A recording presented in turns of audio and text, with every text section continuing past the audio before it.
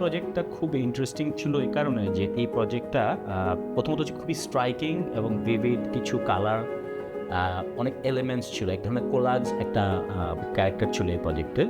তো ওই সবগুলোকে বিভিন্ন জায়গায় ওনারা অ্যারেঞ্জ করছে। সো যখন আমি খাচ্ছি, যখন আমি ওই স্পেসে মুভ করতেছি, তখন আমরা বিভিন্ন কর্নারে বিভিন্ন রকম মোমেন্ট তৈরি হয়। প্রত্যেকটা এখানে যারা কাস্টমার বা দর্শক বা যারা যাবেন, তারা তাদের মতো করে একটা স্টোরি রিক্রিয়েট করতে পারবেন নিজেদের মতো করে। বাট এলিমেন্টস আর দেয়ার, ক্লুগুলো সেখানে আছে।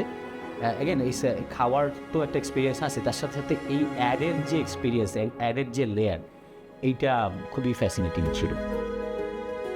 এই সত্যিকার অর্থে এখানে চেষ্টা করেছি প্রতিটা কর্নারকে সুন্দরভাবে সাজানোর।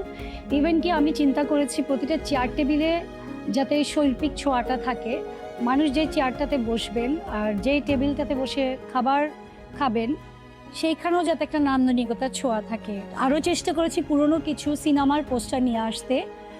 এভাবে আমি নানা কর্নারকে নানাভাবে মূল্যবান করার চেষ্টা করেছি।